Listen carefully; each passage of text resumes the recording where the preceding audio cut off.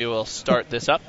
So we are going into the last game. Oh, not the last. I can't say it's the last game. It's the third game, but Drewbie has a commanding lead, a 2-0 lead over Stalife, and we're just going through. He's saying generally lives in Victoria, not lives. Oh, okay, in the same area. So yeah, we're saying hi out to Dixer on the chat here as a friend of Drewbie's in the area. So reverse positions here back into Jungle Basin. We just had to restart this match, obviously, as there was a little bit of an issue with the internet on Drewbie's machine. We were only about 5 minutes in, about 4 or 5 minutes in, so it wasn't too bad. Stalife is going to get the southern spawn, this time on Jungle Basin. Drewbie getting the northern spawn here on Jungle Basin. And they're basically going to set up as Drewbie, as if you guys are wondering, is the webcam on the left. Stalife is the webcam on the right, and good to see Drewbie is up 2-0. Drewbie has a really long way to go. Or sorry, Drewbie is up 2-0. Stalife has a really long way to go, I should say, as he's got to really pull something out. Last time we saw Stalife open up with a quicker fast expand strategy to see if that was going to pan out. We didn't get a chance to see it, unfortunately. Drewbie's internet did die out on us, but we'll see if Stalife does kind of open up the same way as he is kind of just setting up in a pretty standard opening as they will. Want to give a thanks out to everybody, of course. We'll mention everybody on the chat again. You guys are the main reason we do tournaments. I do want to get that into the recording as well because it is that important. You guys on the chat, on the stream, everybody watching are the most important people here. The players, the organizers, the sponsors. We are all here because of spectators and fans like you guys. So special thanks to the chat. Much love to you guys. Special thanks to our sponsors, of course, Sennheiser, Jinx, Coca-Cola, and A-Power. They gave us the prize pool for this, and a shout out to DNA Internet Cafe in Richmond, British Columbia, as they provided the location for this. So yeah, we're happy to be here, and I want to thank all you guys for tuning in, cycling through different. I see a lot of people coming and going, and if you guys are here, this is the 2-0 game right now for Drewbie. He is trying to put Stalife away in the best of 5 series for a shot at the finals. The final spot guaranteed $500. First place is worth $1,000 cash to be paid out right here live on the stream. We'll probably hand over the envelope in front of the camera, hopefully. So. Really looking forward to seeing which player kind of emerges as the Ganon right now is waiting for the players in the finals, and then in the losers bracket, in the bronze, not the losers bracket, I can't say it's a losers bracket, but in the bronze competition, Kawhi Rice losing to Ganon in 3-1. So very, very good to see as Stalife is still being scouted by Drewbie. Drewbie is a little loop-de-loop on his SCV, not really going to make it out of there as he does run back into that Marine. Stalife, if he does keep his micro up on that Marine, will most likely pick out the SCV before it can sneak out of there, but the SCV is going to huck around the bottom until it can sneak out. Reaper opening for Stalife this time. He did a similar opening last time, did pick off a few workers before Drewbie was able to answer it. Drewbie this time actually is going to be taking the fast expand over here, so it is going to be very interesting to see as Stalife does clean up that scouting SCV, and the Reaper will pop without any too much knowledge on that. Checking out the income, Stalife is in a little bit of a lead in terms of his worker counts as he did get that second gas, got the gas a little bit behind here as Drewbie did save up cut some workers, I'm sure, for that expansion. This is, of course, Ice from L2SC TV. I've been casting here all day with my partner in crime, co-caster Bynum from L2SC TV as well, and we're just really happy to have you guys on board, and pass over to Bynum. Yeah, I am Basement Cat. Yeah, that's what I'm at. Anyways, Root Drewbie here, making up 2 more Raxes as the Reaper. I don't even know if it did any damage, as it is at the... No, that's not. I don't even know where it is. Oh, there it is. It is at the second watchtower, now heading towards the base of Drewbie. Drewbie's base is quite well fortified, though, with plenty of Marines as well as plenty of scouting units, as we do have a little bit in his base that may actually spot this. Look at this, actually. Look at that placement from the Marines there from Drewbie. Will, almost take out that... Reaper, as the Reaper barely gets out of there with a couple major wounds. As there we go, look at that macro there from Stalife. Stalife building 2 more Raxes, sorry, one just completing there, as one is almost finished, as well as the expansion coming from Stalife. Stimpaks just started there for Stalife, as well as an orbital command coming from Drewbie, as well as 1 Marine, 2 tech labs. And let's see actually what he will be doing, as both players seem to be going more of a bio ball build right now, as last 2 or 3 games we saw Drewbie's been all going for those siege tanks, but this time we haven't even seen Hellions. It's all just pure Rax builds right now for each player, as we have Marines strictly being built out of those Raxes for both players. So mass Marines against each other. I mean, it's going to come down to timing, and it's going to come down to upgrades if there's any coming down. No engineering bay, I believe, for either player.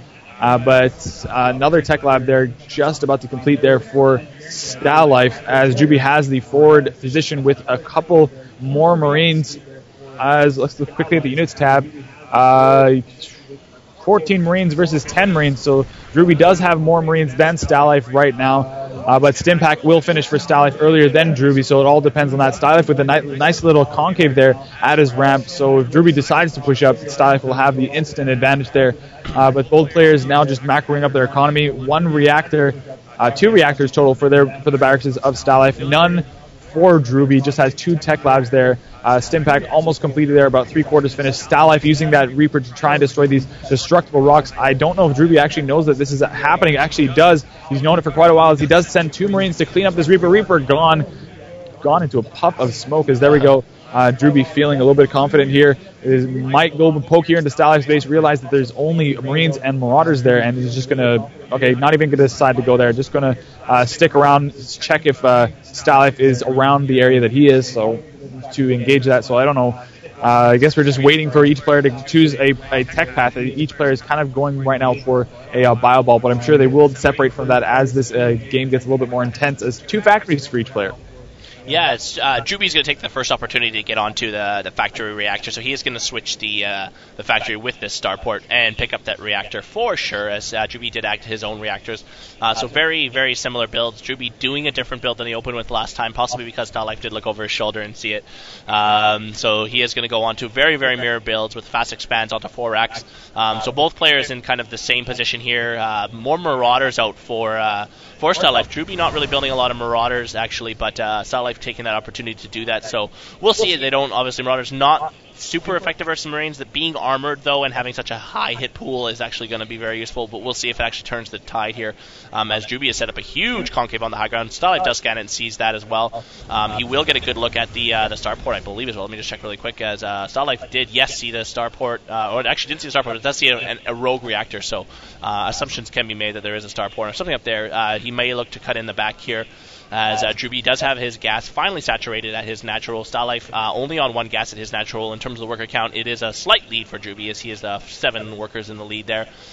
Mules obviously being used for both players, keeping up the resource count really high. Drewbie with his scout factory is pushing forwards with 2 Marines. They're going to go take watchtowers, undoubtedly, as Stalife this time actually getting onto double factory. So Stalife is going to switch up to tanks, obviously feeling that Banshees might not have served him as well in the past, as he did try the first 2 games with Banshees.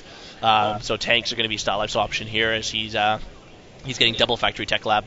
I don't think Drewbie's seen that again. Let's just see. Drewbie has not scanned that yet, so I'm sure he will burn a scan as the rocks go down, and Drewbie does clean up the remaining army that cleaned up the rocks.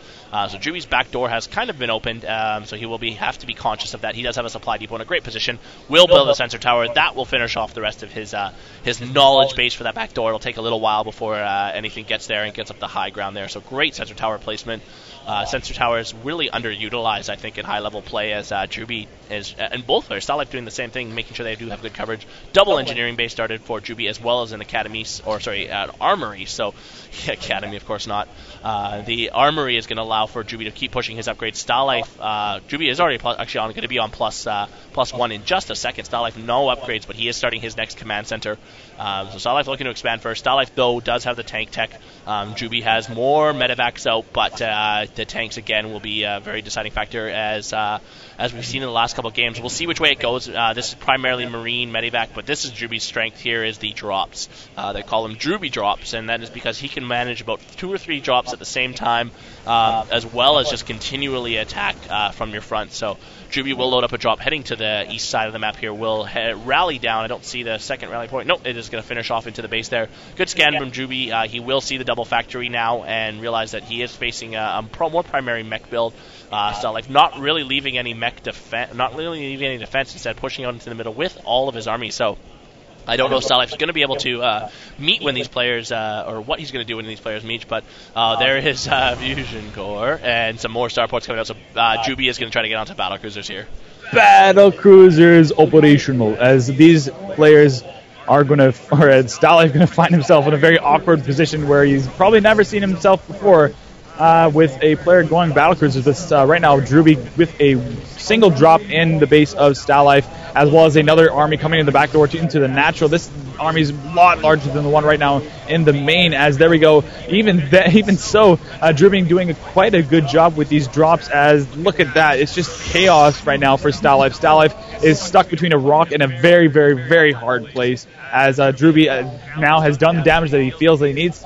He needed to have dealt. And well, actually, that's interesting. Will the I think that will actually burn out before the research is actually finished. Yeah. So a bit of a tough break there by Stalife. But Stalife has a considerably large army, especially with siege tanks into siege mode. That'll be able to handle those Marines quite well. But Drewbie using those drops so well will be able to deny any sort of safe move out there for Stalife, because as soon as Stalife moves out, he's going to say, oh my goodness, I'm going to get dropped like crazy by Drewbie. So he's very, very scared right now. This is exactly what Drewbie needed to do, because if he's going to go for battlecruisers, he needs to make sure that Stalife stays in his base at all times. Because if he pushes out while those battlecruisers are coming out, then it's not going to be a good day there for Drewbie. But Drewbie there, a little bit supply blocked for just a couple of seconds, as those battlecruisers costing a lot of food. As there we go, another drop going down on the high ground, but unfortunately there is a planetary fortress there, as well as the rest of the army of Stalife able to defend against that. But regardless,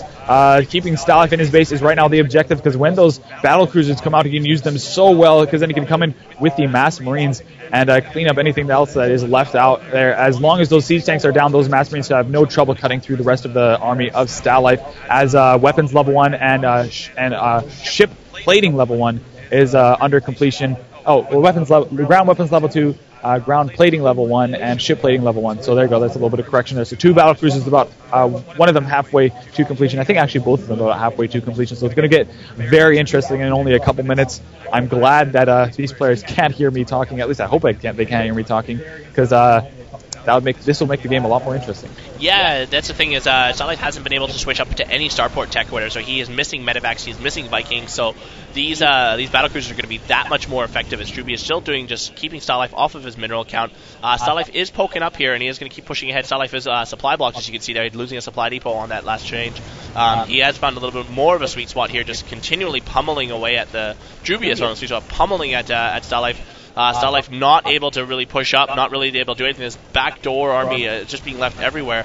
Trying to draw some of the fire here, as the guys do get up to the low ground. They aren't going to lose their... No, they're not going to lose their vision. The Marines do get dropped on, and Stalife loses his main defense. He is forced to pull his whole army back again now if he wants to maintain the space. 4 Marines still in the back here. Supply just being consistently reduced. We check the supply count. Only a slight lead for Drewbie right now, but he is, again, producing a much higher tech, and that is battlecruisers. And it looks like Stalife is going to try to cut out. He did lose his starport from building, and that sucks as well. As he has pretty much been just really reduced. We check the income tab here. He's almost half the workers, right? So just a huge cut into Stalife there Drewbie has made, and he is increasing his battlecruiser capacity for production. 2 battlecruisers already out, 2 more almost complete, so he will have 4 battlecruisers. And honestly, I believe when Stalife does encounter this and he sees that you know what, I don't have any Vikings, I think that's probably going to be it.